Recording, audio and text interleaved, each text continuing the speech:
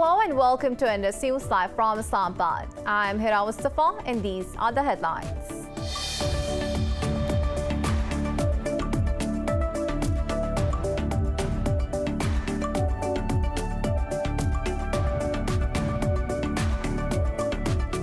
In Pakistan, security forces have killed 2 terrorists during an intelligence-based operation in western Balochistan province.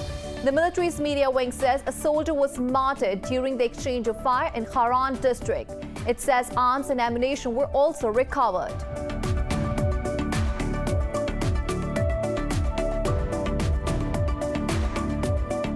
In Pakistan, 20 people have been killed after a bus carrying pilgrims fell down a ravine in Balochistan province. Officials say 50 people were wounded, out of which several are critical. They say the accident took place on Khuzdar-Ratu-Dera highway, about 40 kilometers from Khuzdar city.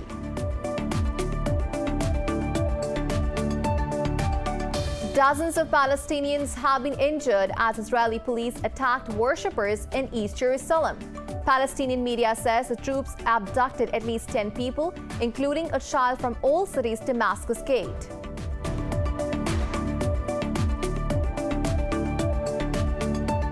India has logged more than 3,400 deaths from COVID-19 and 91,000 infections overnight. Meanwhile, Pakistan has registered 47 fatalities and over 1,300 cases in the past 24 hours. Globally, the virus has claimed more than 3.7 million lives and infected over 174 million people. Well, those were the headlines. News in detail coming after the short break. Stay with us.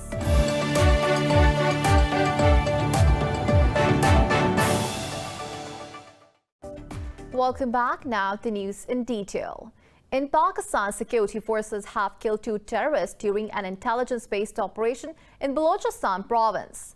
The military's media wing says a soldier was martyred during the exchange of fire in Haran district. It says arms and ammunition were also recovered. The army says security forces are committed to defending Pakistan against nefarious designs. It vowed to protect the hard-earned peace and stability in Balochistan at any cost. The U.S. says it has started directing combat operations in Afghanistan from outside the country. In a congressional hearing, Defense Secretary Lloyd Austin said the military is conducting air combat patrols and support from ships in the Gulf. The U.S. Defense Secretary says it will be very difficult to provide combat support to the Afghan forces once the pullout is complete. Austin said Washington is sending surveillance aircraft to Afghanistan from nations in the Gulf region. He said the U.S. is still looking for options to station troops and aircraft in neighboring countries to make the flight shorter. But he said that effort is still a work in progress and he has no timetable for completion of any negotiations. Speaking about China, Austin cautioned that it is still critical to have direct lines of communication with China in case of an accident. The Taliban have rejected a Turkish proposal to guard and run Kabul's airport after US-led forces depart. In an interview, a spokesperson said Ankara is a part of NATO forces and it should withdraw troops under the 2020 deal. Sohail Shaheen said the Taliban hope for good relations with Turkey after a new government is established. It comes a day after U.S. Defense Secretary Lloyd Austin discussed regional issues with Turkish Defense Minister Hulusi Akar. Dozens of Palestinians have been injured as Israeli police attacked worshippers in East Jerusalem. Palestinian media says the troops abducted at least 10 people, including a child from Old City's Damascus Gate. They were protesting the visit of a far-right Israeli lawmaker, Itamar Ben-Gvir, aimed at inciting tensions. Israeli occupying forces also fired many stun grenades and gas bombs at the Palestinians. Eyewitnesses said colonialist settlers, backed by soldiers, also assaulted and shouted racist slurs at the Palestinians. The U.S. has voiced concerns over Iranian Navy ships currently sailing across the Atlantic. In a congressional hearing, Defense Secretary Lloyd Austin accused them of possibly transferring weapons to Venezuela. Austin said he is concerned about the proliferation of weapons in Washington's neighborhood. but he has not yet spoken to any other leaders from countries in the region about the ships. It was earlier reported that the U.S. is monitoring 2 Iranian Navy ships heading northwest. A top Iranian military commander said Iran is entitled under international law to have a naval presence in international waters. The G7 leaders are set to promise to share 1 billion coronavirus vaccines with the rest of the world. India has logged more than 3,400 deaths from COVID-19 and 91,000 infections overnight. Globally, the virus has claimed more than 3.7 million lives and infected over 174 million people. More in this report. Calls for a wider review of India's COVID-19 death toll are growing amid suspicion that many victims have not been included in official figures. This comes a day after Bihar state revised its tally of fatalities by 4,000. In the US, the bells at the National Cathedral tolled 600 times as the death toll approached 600,000. Meanwhile, President Joe Biden has announced the donation of 500 million vaccine doses. Let me be clear. Just as with the 80 million doses we previously announced, the United States is providing these 500,000 doses with no strings attached. Let me say it again, with no strings attached. Our vaccine donations don't include pressure for favors or potential concessions. We're doing this to save lives, to end this pandemic. Over in Europe, Public Health England's latest data shows that new cases across Britain are on the rise again. The UK has pledged to donate 100 million surplus vaccine doses in the next year to low-income countries. Britain and the US also agreed to tackle new pandemics by bolstering disease surveillance and genome sequencing worldwide. In Germany, Chancellor Angela Merkel welcomed a recent decrease in new cases but warned against the Delta variant. We must not forget that the coronavirus has not disappeared, and we are concerned about the Delta strain, which at the moment spreads in Britain and shows an exponential growth over there. And it proves us right in upholding severe entry restrictions for Britain and also for India. Australia's Victoria State reported 0 locally acquired cases for the first time in nearly 3 weeks.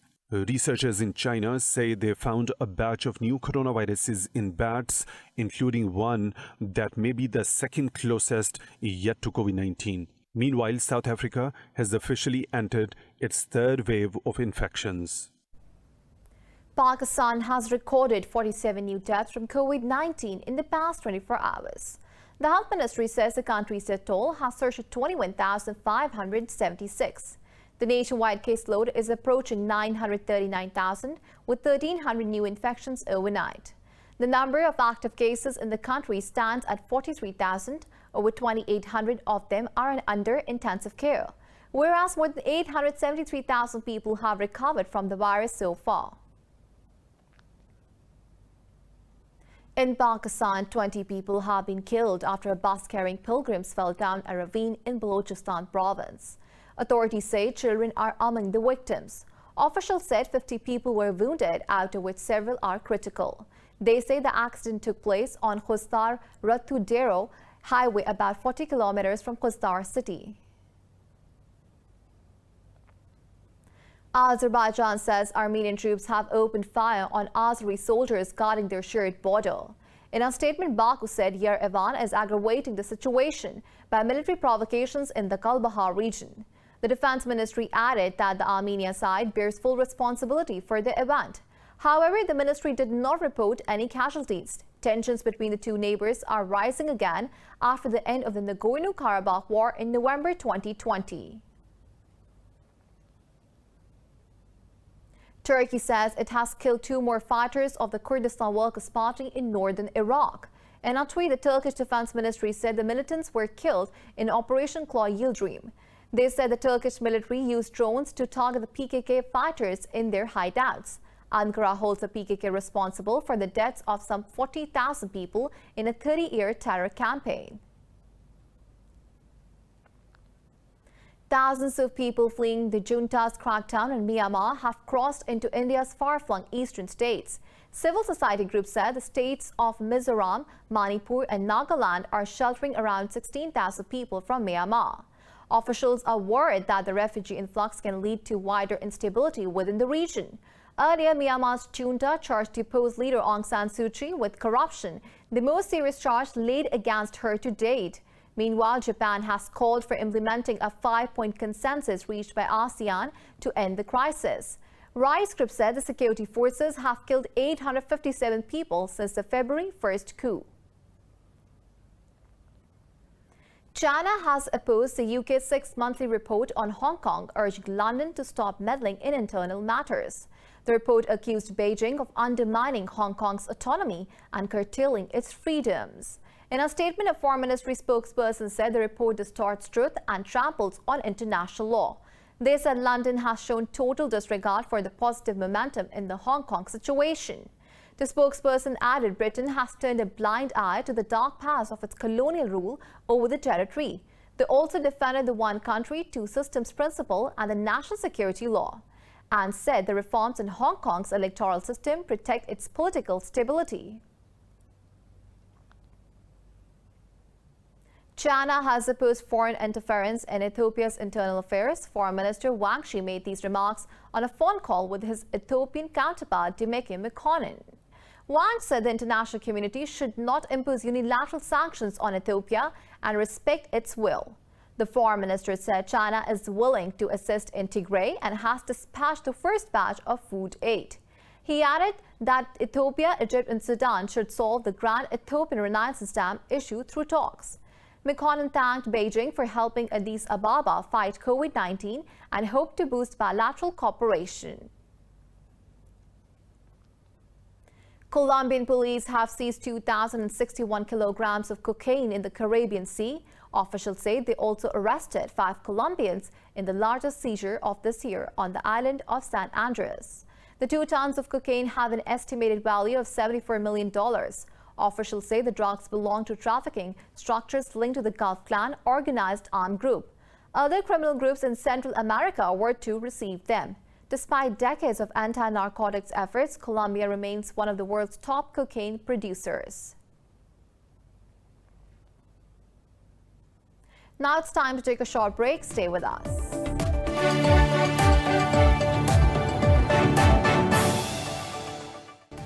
Welcome back. The China National Space Administration released the first batch of images taken by the country's Mars rover Zhurong.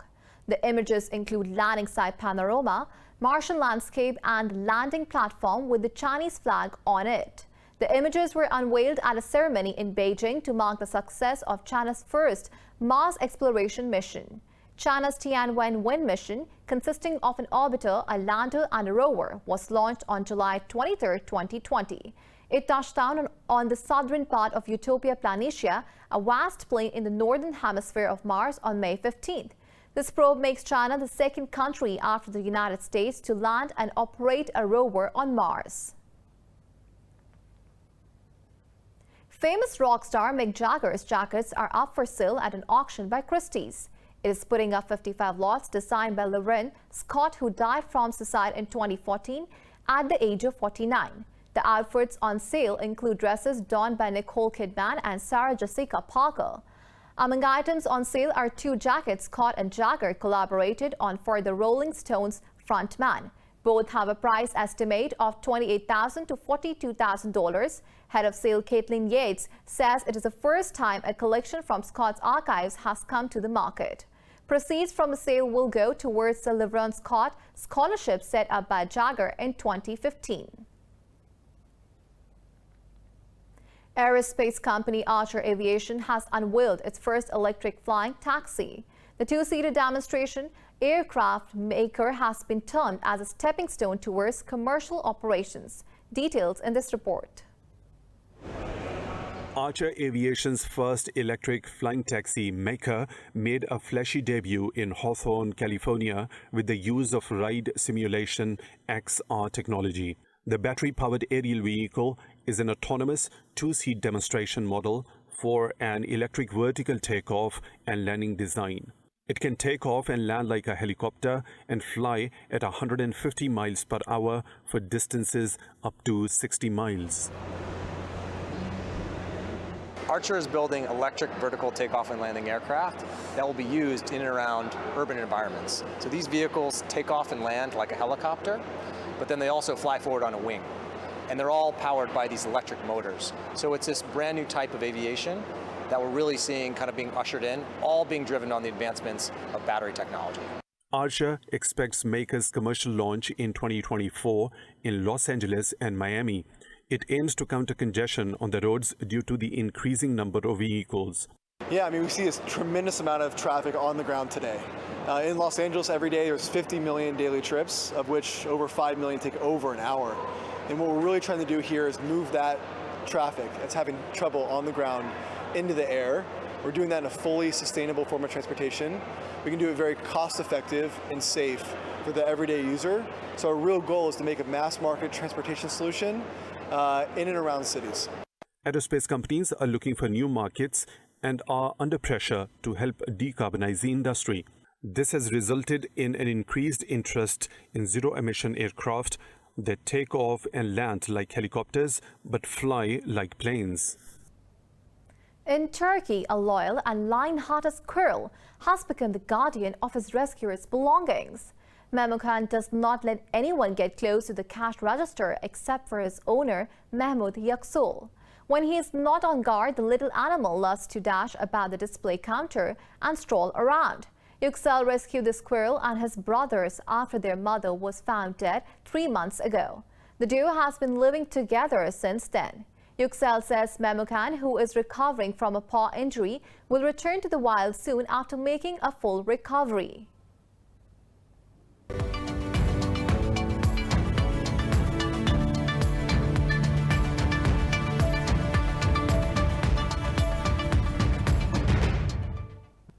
The UK says it is up to the EU to respond to proposals to resolve the Northern Irish trade issue. In an interview, British Foreign Minister Dominic Raab said the ball is very much in the EU's court. Raab said the EU should focus on delivering a win-win solution instead of the divisive approach seen recently.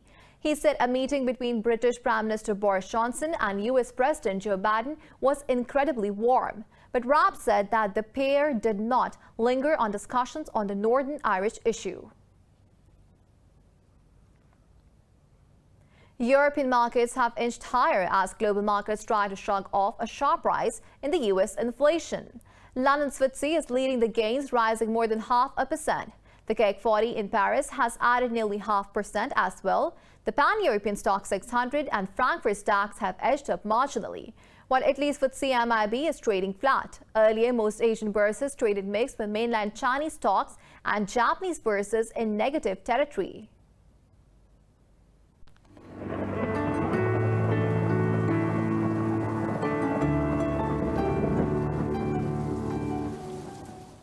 Now it's time to have a look at the weather update across the globe.